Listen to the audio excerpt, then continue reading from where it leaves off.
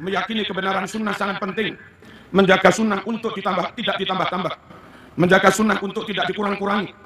Menjaga sunnah untuk tidak dirubah-rubah. Tentu sangat penting. Karena kalau kita menambah-nambah, itu menjadi bid'ah. Kalau mengurang-urangi itu khianat. Kalau merubah-rubah itu khurafat. Dan tiga-tiganya menyebabkan kesesatan. Kullu muhdatsatin bid'ah. Wa kullu bid'atin dhalalah. Wa kullu dhalalatin finnar.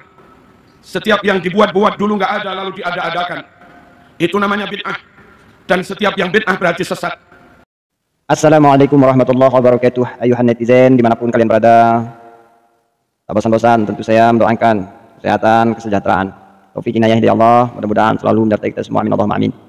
Kali ini saya akan menjawab tentang fenomena di mana video-video yang berseliweran di dunia jagat maya, yakni video tersebut yang memperlihatkan seorang tokoh ulama kiai Indonesia yang cukup masyhur, yakni Kiai Haji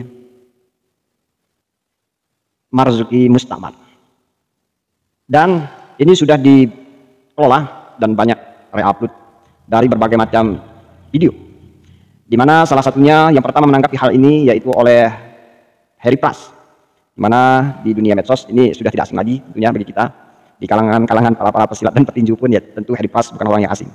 Ketika dia menanggapi video mengenai tentang Kiai Haji Marzuki, ketika beliau menyampaikan metode khutbah di salah satu kota Indonesia yakni Surabaya, di mana pada saat itu bertepatan pula dengan masih dalam nuansa di mana nuansa bulan kelahiran atau yang kita kenal bulan Maulud baginda Rasulullah SAW. Oleh karena itu Kiai Haji Marzuki menyampaikan tema yang jelas berkaitan dengan hal baginda Rasulullah SAW, terutama menyoroti tentang hal kesunahan apa yang dilakukan oleh baginda Rasulullah SAW, baik filyah, qauliyah ataupun takriyahnya. Nah, saudaraku, banyak orang bertanya tentang hal ini, terutama yang sudah menyambut gembira ini adalah saudara Harry Pras, di mana seolah-olah Harry Pras beranggapan bahwa Kiai Mustamar ini sudah tobat dan sudah mengambil langkah manhaj salaf.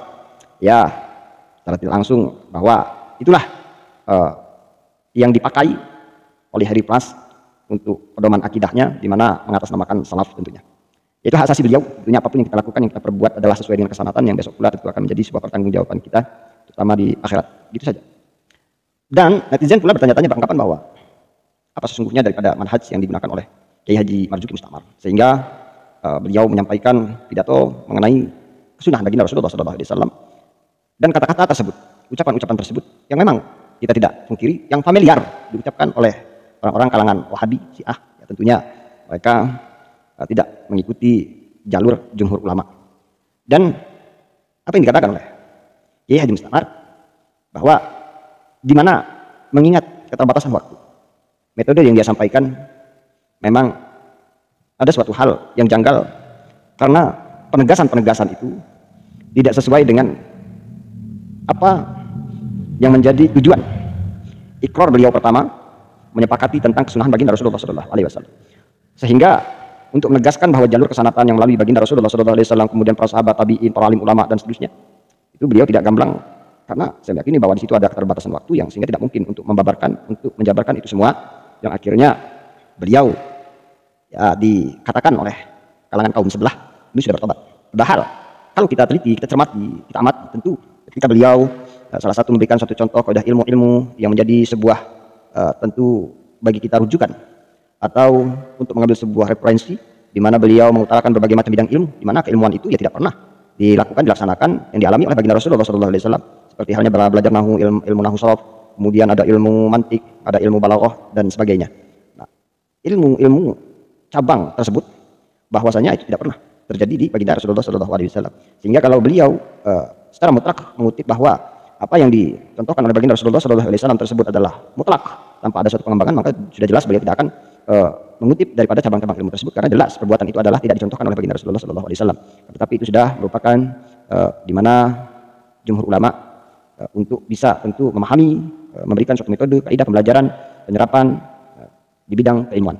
Nah, saudaraku, kemudian lagi ya beliau berpesan kepada kita semua bahwasanya jangan sampai kita terjebak dengan adanya fenomena-fenomena sekarang ini yang mengatasnamakan pondok-pondok pesantren. Di mana pondok pesantren itu sendiri belum tentu manhajnya yang kita yakini bahwa secara mayoritas adalah manhaj Nahdlatul Ulama. Nah, beliau berpesan betul-betul bahwa jangan sampai kita salah menitipkan anak, jangan sampai kita salah menyekolahkan anak-anak kita, sehingga mereka salah menerima pendidikan itu tidak sesuai dengan manhaj atau kaidah yang kita jalani selama ini. Ya seperti halnya banyak sekarang ini pondok pesantren Hafiz, pondok pesantren bahasa Arab, pondok pesantren banyak. Akan tetapi itu adalah sebuah pendidikan di mana pendidikan tersebut adalah karya cipta orang-orang Wahabi, orang-orang yang tentu akidahnya itu berbeda dengan akidah kita. Itu secara bahasa. Akan tetapi secara hakikat bahwa itu hanyalah kilahan orang-orang yang hanya untuk memperdaya menarik jamaah belaka. Mengapa saya katakan demikian? Ya karena dari sebuah nama, kadang-kadang mereka menggunakan nama-nama sahabat pondok pesantren mereka. Bahkan mereka menamakan pondok pesantren ulama, nama ulama terkenal, di mana ulama tersebut adalah ulama yang menjadi bahkan rujukan kalangan Nahdlatul Ulama. Nah, saudaraku, dengan background demikian untuk memperdaya menjaring umat agar mengikuti paham mereka, mengikuti pemikiran mereka yang mereka kilahkan bahwasanya menjaga kesunahan murni dari baginda Rasulullah SAW itu tak lain dan tak bukan hanyalah sebuah propaganda, hanya ingin menggalak sebuah kekuatan, ingin menggalak sebuah kelompok, sehingga ketika sudah besar, sehingga ketika itu sudah bisa dikendalikan dan mereka sudah bisa bahkan dimanfaatkan, itu mereka akan merubah sikap yang tentu disampul tetap dengan background manhaj salaf. Karena banyak pesantren-pesantren di Indonesia, saya katakan sekali lagi banyak, sudah berseliweran, sudah bertebaran ya di Indonesia ini, di mana pesantren yang berdiri adalah pesantren para hafiz, pesantren para penghafal Quran, bahkan ada kampung pun dinamakan kampung Quran dan sebagainya. Kan tetapi manhaj dan keyakinan mereka itu berbeda dengan Nahdlatul Ulama atau golongan-golongan orang-orang Nahdien seperti kita saat ini secara mayoritas. Nah, saudaraku, itu tak heran karena sekali lagi saya tegaskan bahwa hanyalah sebuah kepentingan, hanyalah sebuah wasilah untuk menggalang kelompok, untuk memperkuat golongan, sehingga bisa menjalankan roda-roda perpolitikan, roda-roda tujuan itu sesuai dengan keinginan mereka belaka. Jadi kalau toh mereka mengatakan ikhlas lillahi ta'ala adalah suatu hal bagi saya kemunafikan belaka. Kalau mereka mengatasnamakan sunnah murni adalah kemunafikan belaka. Karena hakikatnya ketika kita melihat secara dohir yang nampak hanyalah sebuah propaganda. Nah, itu tadi tidak lain. Ya, ujung-ujungnya mereka buat traveling yang mengatasnamakan umroh, haji dan sebagainya. Kemudian itu banyak kawan. Jadi jangan heran dengan fenomena-fenomena seperti itu, jangan heran.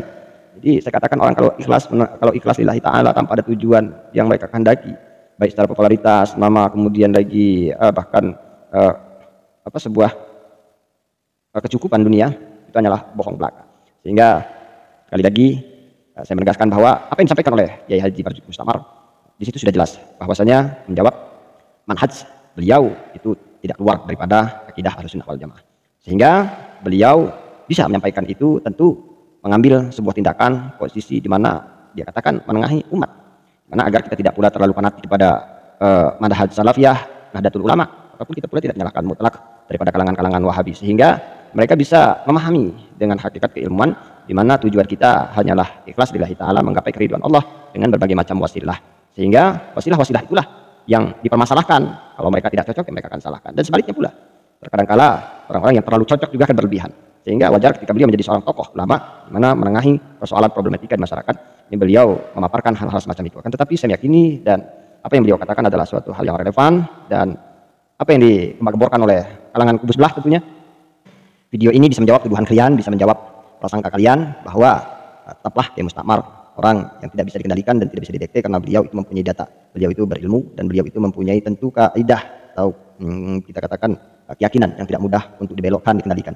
Sehingga mudah-mudahan apa yang saya sampaikan memberikan suatu manfaat dan penjelasan bagi kawan-kawan, khususnya kalangan Nahdien, agar tentu tidak mendekte, tidak menyerap apa yang disampaikan oleh Kiai Haji Mustamar di dalam khutbahnya tersebut. Dan beliau juga sudah mengklarifikasi video apa sebetulnya yang terjadi ketika beliau menyampaikan metode khutbah tersebut. Itu ada video setelah mereka mengunggah daripada video khutbah tersebut, ada klarifikasi dari beliau. Sehingga saya menampilkan dulu apa yang disampaikan oleh beliau pada orang-orang yang mengupload, mengulang, kemudian mendaur daripada kata-kata Kiai Haji Marzuki Mustamar, agar tentu seakan-akan sepaham dengan kalangan-kalangan kubu sebelah. Dan ini juga jawaban pada Heri Pras, di mana beliau sudah bergembira ternyata ini hanyalah di prank belaka. Mudah-mudahan kawan-kawanku ini bermanfaat bagi kita semua, dan saya akhiri wassalamualaikum warahmatullahi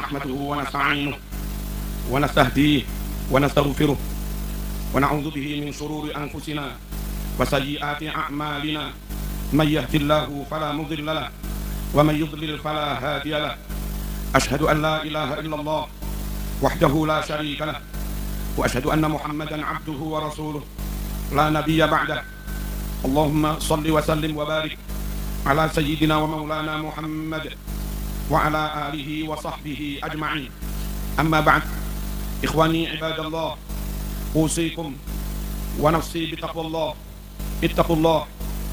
اتقوا الله حق تقاته ولا تموتن إلا وأنتم مسلمون. kaum muslimin rahimakumullah, Masih dalam rangkaian peringatan bulan Maulid, bulan lahirnya Nabi Muhammad SAW, mari kita teguhkan kembali bahwa kita benar-benar berkomitmen memegangi Al-Quran dan Sunnah. Itu harus, karena memang itu kunci keselamatan kita. Syahadatain, syahadatut tauhid, asyhadu an la ilaha illallah, syahadatul rasul, wa asyhadu anna Muhammadar Rasulullah. Dua macam syahadat itu sekaligus mengandung makna dan implikasi bahwa kita berjanji kepada Allah untuk senantiasa memegangi Al-Quran, asyhadu an la ilaha illallah, dan memegangi sunnah Rasulullah SAW dengan meyakini kebenarannya, wa asyhadu anna Muhammadar Rasulullah. Selanjutnya Allah juga berfirman dalam Al-Quran, ya ayyuhalladzina amanu athi'ullah wa athi'ur rasul. Hai orang yang beriman, taatlah kamu kepada Allah, pegang Al-Quran. Taatlah kamu kepada Rasul, pegang sunnah. Rasulullah SAW bersabda, sejatinya mentaati Rasul sama saja dengan mentaati Allah Subhanahu wa Ta'ala. Man ata'ani faqad ata Allah, wa man asani faqad asallah.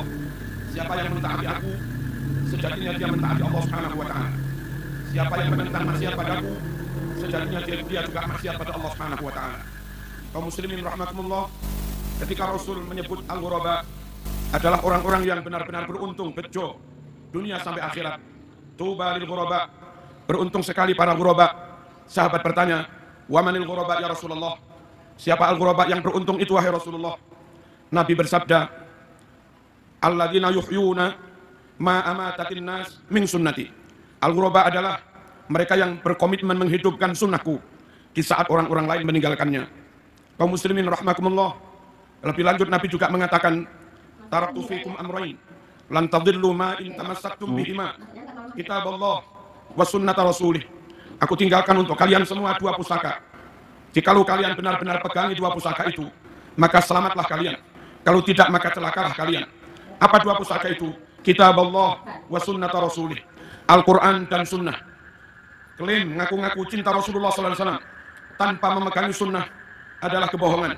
Klaim kosong. Nabi bersabda, man ahabbani falyastanna bi sunnati, wa man ahabbani dakhalal jannah. Siapa yang mencintai aku, maka dia harus senantiasa mengikuti sunnahku.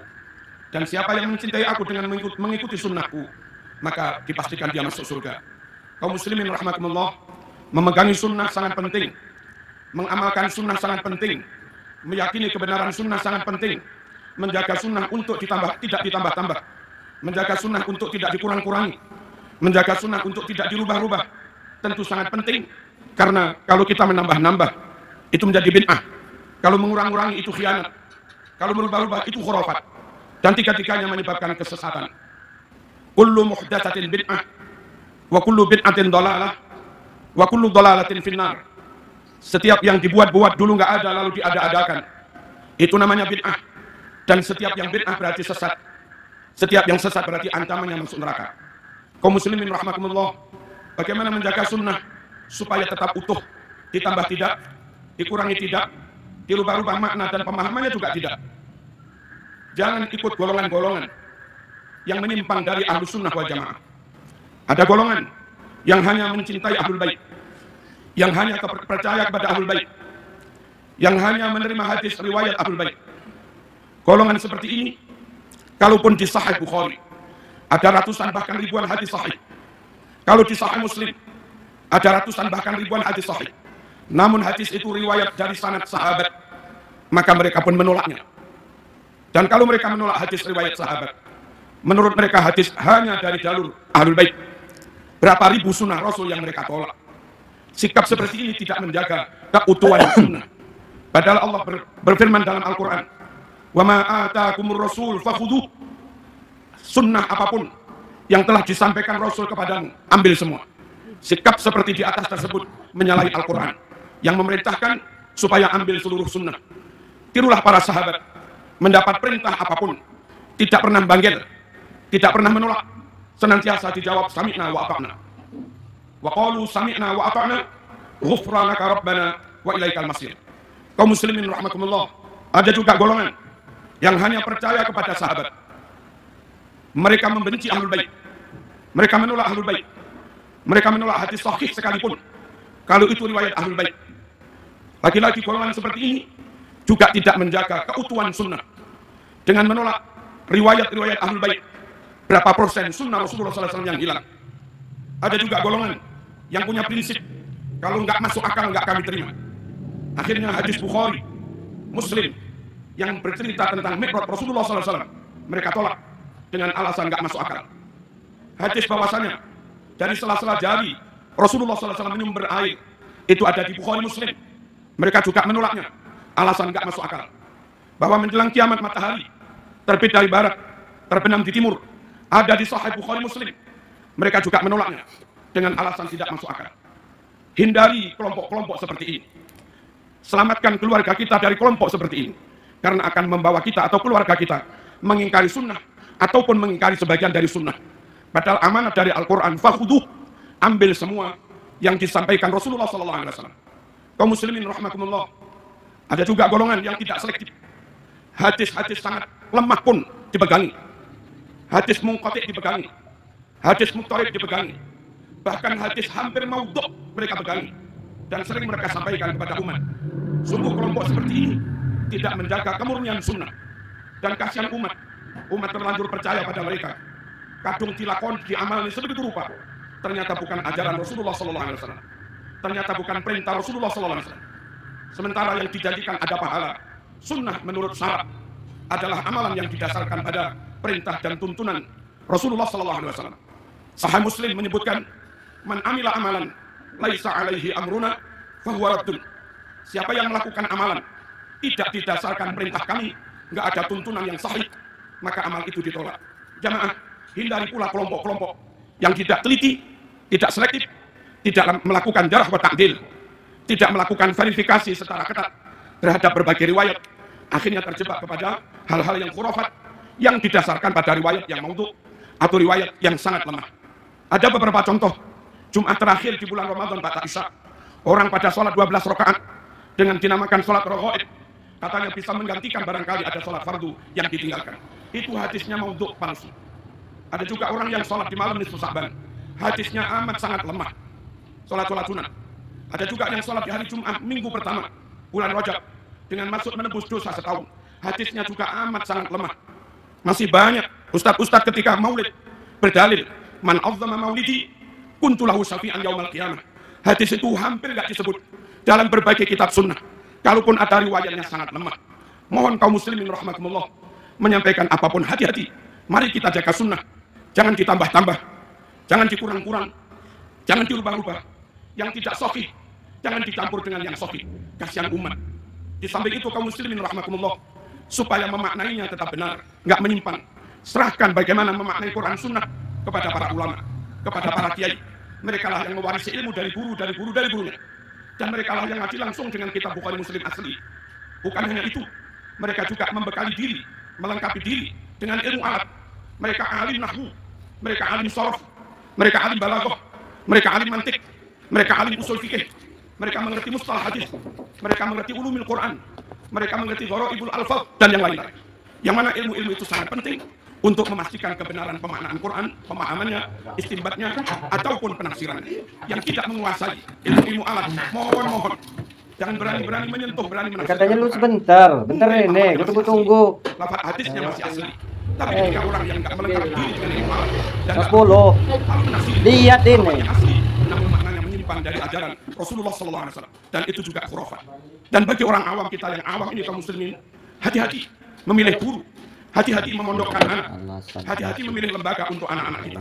Sekiranya terindikasi non ahlus sunnah wal jamaah atau ngaku-ngaku ahlus sunnah tapi tidak benar-benar alim, mohon dihindari supaya anak-anak kita tidak mendapatkan riwayat yang salah, tidak mendapatkan ajaran yang salah, tidak mendapatkan ajaran yang ditambah-tambah. Penutup, Nabi berdoa, Allahumma arham khulafai. Ya Allah, rahmatilah para generasi penerusmu. Sahabat bertanya, wa man khulafauka ya Rasulullah? Siapa generasi penerusmu hai Rasulullah? Nabi bersabda, alladzina yarwuna ahadisi, yaitu mereka-mereka yang menyampaikan sunnah-sunnah.